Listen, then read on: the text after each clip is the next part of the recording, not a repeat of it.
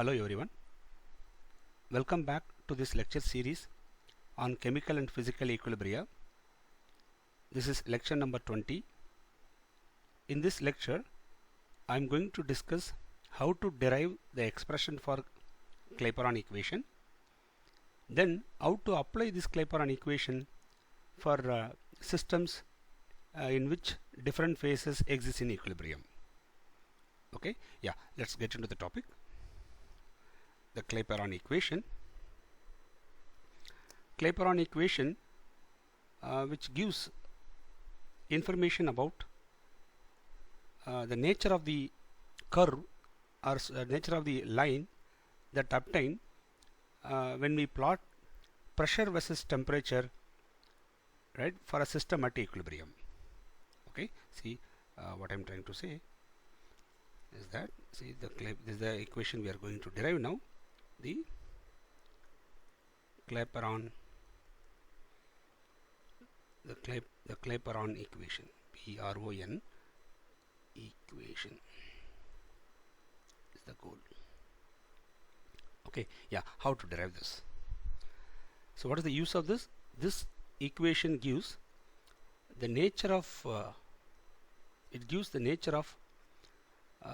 curve or line, the nature of curve that is obtained when we plot pressure versus temperature for physical equilibrium or phase equilibrium, systems which exist in phase equilibrium. Okay, so if you have solid liquid equilibrium or liquid gas equilibrium, right, in these equilibriums, if I plot pressure versus temperature, right, how that curve or the line will appear, that the nature of the curve can be predicted using the Clapeyron equation. Okay, yeah, so now I'll show you how to derive this Clapeyron equation. Derivation. Yeah. Let us consider a pure substance. Consider a pure substance which exists in two different phases. Consider a pure substance exists in two different phases, say alpha phase and the other one is beta phase.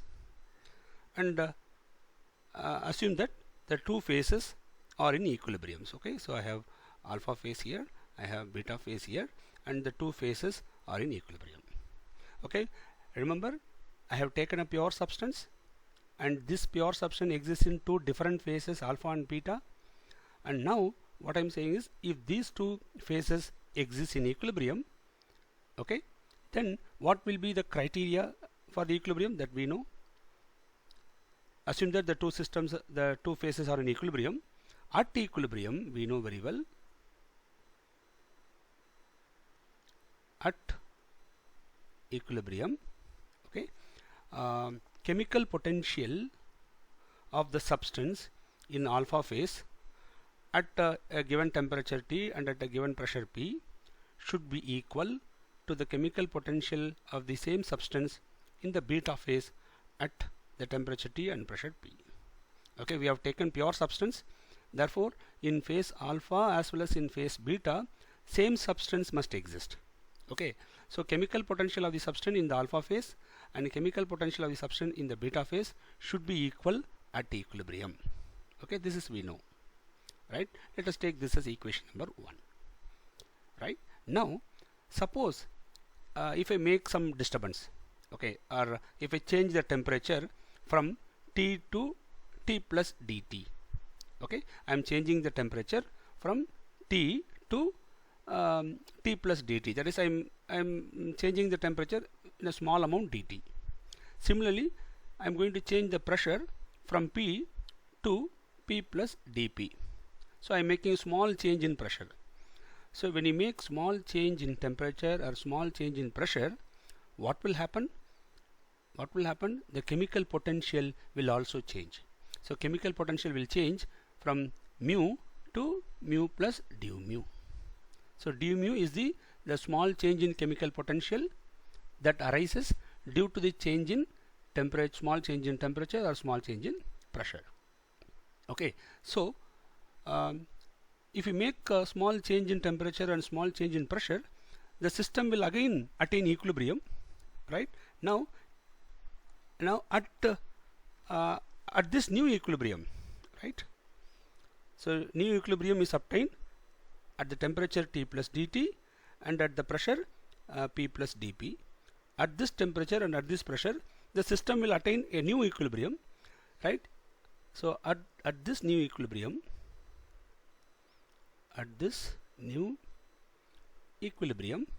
okay, chemical potentials of the substance in alpha phase and the chemical potential of the substance in beta phase must be equal. So now what is the chemical potential of the substance in the alpha phase? Chemical potential of the substance in the alpha phase is equal to mu alpha plus change in chemical potential in the alpha phase. Okay. Similarly, chemical potential of the substance in the beta phase can be given as chemical potential of the substance in the beta phase plus change in chemical potential of the substance in the beta phase, right? So at the new equilibrium, these two chemical potentials are supposed to be equal. Okay. Now comparing with the equation 1, in equation 1 we said that mu alpha should be equal to mu beta.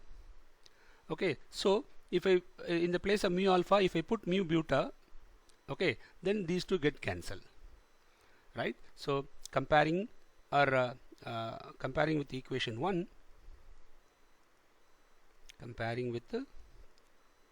equation 1, we can cancel this mu alpha and mu beta, right? Therefore we'll get a new equation, that is du mu alpha is equal to d mu beta.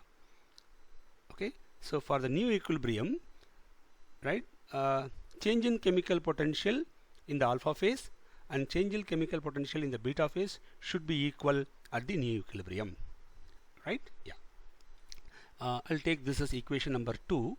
Now we know very well, for a pure substance in a closed system, as I told you in many of my lectures, that when the equilibrium will attain usually in a closed system. Okay, so when we take pure substance in a closed system, okay, for pure substance in closed system,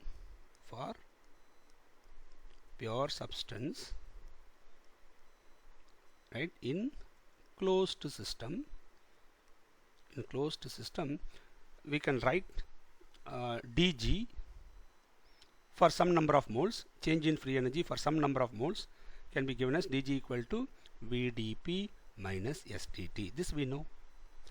Okay, for 1 mole, okay, this is for n mole, right? For n mole of substance, we'll write dg equal to vdp minus sdt. For 1 mole, okay, we have to divide this g by n, we have to divide this volume by n, okay, we have to divide this entropy by n into dt. Okay, this g by n gives free energy for 1 mole of substance is what we call as chemical potential. So let me write it in the next page, or I'll write here itself. So what I'm trying to say here, g by n is nothing but chemical potential of the substance. What is V by n? V is the volume of the substance for n mole. V by n is the volume for 1 mole, also called molar volume. So Vm into dP. Similarly, S by n gives you molar entropy into dt. So change in chemical potential for a pure substance in closed system can be given as Vm dP minus Sm dt, where Vm is the molar volume and Sm is the molar entropy of the substance. Okay, so if I substitute, or I can write this equation 2, right, by using this expression, right? So I'll substitute this d mu here in equation 2. So we can write d mu alpha and d mu beta as, yeah. So so in the last page we had d mu alpha is equal to d mu beta. So now what I'm going to do, in the place of d mu alpha, I'm going to write that molar volume in the alpha phase into change in pressure, okay, Vm dP minus molar entropy in the alpha phase, right, into dt. That should be equal to molar volume in the beta phase into dP minus molar entropy in the beta phase into dt. Okay, so I have written this d mu in terms of molar volume and molar entropy. Okay, now what I'm going to do, I'll bring this dP term to the left hand side and this dt term to the right hand side. So what we'll get is molar volume in the alpha phase minus molar volume in the beta phase into dP can be given as if I bring this term to the right hand side, I'll get molar volume of the alpha phase, okay, minus molar volume in the beta phase, right, into dt. I'll get an expression like this. Okay, and we can also write this as dP equal to, or dP by dt. dP by dt is equal to so if I take minus sign as common, I'll get molar entropy of the beta phase minus molar entropy of the alpha phase divided by, similarly here also if I take minus sign as common, molar volume of the beta phase minus molar volume of the alpha phase can be given like this. So minus minus get cancelled. So what is dP by dt? So dP by dt is equal to molar entropy of the substance in the beta phase minus molar entropy of the substance in the alpha phase, and this difference is what we called as delta Sm, that is change in molar entropy. Okay, change in molar entropy for the phase alpha and beta divided by change in molar volume for the phase alpha and beta. So dP by dt is equal to delta Sm by delta Vm, and this equation is what we call as Clapeyron equation. Clapeyron equation. Okay, dP by dt actually gives you the slope. It gives you the slope for the plot P versus T, correct? If we plot P versus pressure versus temperature for an equilibrium system, okay, for phase equilibrium very specifically, right, the slope of the curve, right, can be predicted using this expression. Okay, this is what we call as Clapeyron equation. Okay, now I'll show you how to apply this Clapeyron equation to different physical equilibrium, and I'll show you how to predict the nature of the curve. Okay, yeah. So first let me consider this system, that is consider a system where solid phase is in equilibrium with the liquid phase. So assume that a substance exists in the solid phase and liquid phase. Okay, so I have full of liquid, and in which I have a piece of solid, right? So in the solid phase and liquid phase, same substance is there, and this solid and liquid are in equilibrium now.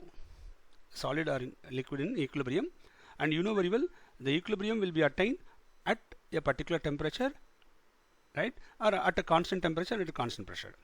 At constant temperature, at a constant pressure, okay, you will get an equilibrium, right, between the solid phase and the liquid phase. Now if I plot pressure versus temperature for this system, how the graph will look like. Okay, say for example here, what is delta Sm? Change in molar entropy. Change in molar entropy is nothing but molar entropy for the liquid phase minus molar entropy for the solid phase.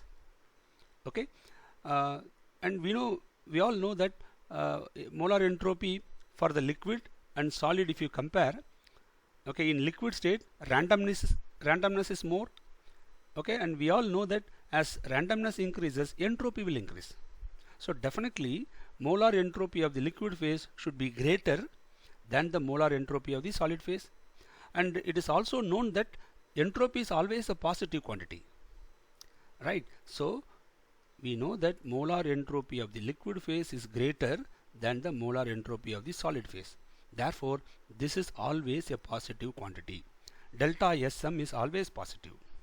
Okay, now what about delta Vm? Change in molar volume. okay, which is nothing but molar volume of the liquid phase minus molar volume of the solid phase, right? And we know very well mass is equal to volume into density, right? Or volume equal to mass by density. Okay, suppose if we take a same substance in solid phase and liquid phase, and I'll take same amount, okay, same mass, right? See what I'm saying? Mass of liquid or molar mass of liquid divided by density of the liquid phase minus molar mass of the solid or mass of the solid divided by density of the solid. Okay, because volume is nothing but mass by density. Let us assume the mass of the liquid and mass of the solid are equal in this case. Okay, suppose if I take equal mass of solid and liquid, right, then only this density will decide whether delta Vm is positive or negative. Okay, if density of the liquid phase is less than the density of the solid phase, this is the usual one, right? We know very well density of the solid in general greater than density of liquid. If liquid phase has less density, see density is in the denominator, okay, if density is less, then this quantity will be large, therefore we'll get delta Vm as positive. You'll get delta Vm positive. Okay, suppose there are substances in which the density of the liquid and density of the solid, if you compare, okay, for some substances liquid density will be greater than the solid density. In those cases, okay, since the liquid density is greater, so denominator quantity is high. When denominator is high, this value becomes small. So this value is small and this value is large. So smaller value minus larger value will give you negative sign. So delta Vm become negative. Okay, listen, delta Sm is always positive. I have told you already, delta Sm is positive always for solid becoming liquid equilibrium, also called fusion, correct? We have taken solid on heating become liquid, so that process is called fusion, right? In fusion always delta Sm is positive, you need not worry about that. But delta Vm may be positive or negative depending upon your system. Okay, now what I'm going to do, suppose delta Vm is positive, then what will happen? Okay, let me write it in the next page. Listen, suppose I'll consider a system for which density of the solid is greater than density of the liquid. This is the usual case for most of the substance. Solid density will be greater than liquid. In those cases, we have seen that delta Vm, okay, delta Vm is positive, correct? See this? When solid density, right, when solid density is greater than liquid, delta Vm is positive. If delta Vm is positive, then according to Clapeyron equation, dP by dt should be equal to, what is dP by dt? It's nothing but delta Sm, it is a fusion process, delta Sm for fusion divided by delta Vm for fusion. Okay, delta Sm and delta Vm both are positive, therefore dP by dt is positive. dP by dt is positive, and the change in molar entropy, right, and change in molar volume, if you compare, they are more or less equal. I'm very sorry. I'm very sorry. dP by dt is positive in this case. So it means if I plot pressure versus temperature for system in which solid is in equilibrium with the liquid, okay, we will get straight line with the positive slope. And here we have solid, here we have liquid. Okay, so along this line, solid and liquid are in equilibrium. Okay, they are in equilibrium. Okay, yeah. So this is the prediction. Suppose we have another case here. What is that? Suppose density of the solid is less than density of the liquid. What will happen? In this case, delta Vm become negative. Okay, say for example, if you take water, right, for H2O, okay, we all know that for H2O, density of the ice, that is solid water, and density of the liquid water, if you compare, in solid there are lattice vacancies will be there, right? So because of the vacancies, density of the solid will be less compared to density of water. Okay, so in this case liquid density is more. When liquid density is more, delta Vm become negative. Therefore dP by dt in this case, then delta Sm is always positive, but delta Vm is negative in this case. Therefore dP by dt become negative. If dP by dt become negative, then for if you plot pressure versus temperature for water system, okay, the solid liquid equilibrium line will be having negative slope. Okay, slope decreases, or you'll get straight line with the negative slope. Straight line with the negative slope. Okay, so here we have solid, here we have liquid, right? So for some substances like water, tin, bismuth, right, etc., for some substances, okay, liquid density is greater than solid density. For those cases, if you plot pressure versus temperature, that dP by dt is negative, therefore you'll get straight line with the negative slope. Okay, then so this is the application of Clapeyron equation. Using Clapeyron equation, we can predict the nature of the curve or line that is obtained for a particular equilibrium process. Okay, yeah. Now let me take one more example. Suppose I'll take liquid vapor equilibrium. Second one, in the case of liquid vapor equilibrium, this is what we call as evaporation or vaporization, right? Liquid become vapor, it's called vaporization, right? In this case, delta Sm, what is delta Sm? Molar entropy of the vapor phase minus molar entropy of the liquid phase. We all know that vapor entropy in the gaseous state is very huge. Okay, therefore this quantity is always positive, right? In the case of vaporization, this quantity is always positive. What about delta Vm? Delta Vm is nothing but molar volume of the vapor phase minus molar volume of the liquid phase. Okay, it is very clear that liquid and solid are condensed phase. For condensed phase, okay, volume will be very, very small. So definitely molar volume in the vapor state will be greater compared to molar volume in the liquid phase. Therefore this is also a positive quantity always,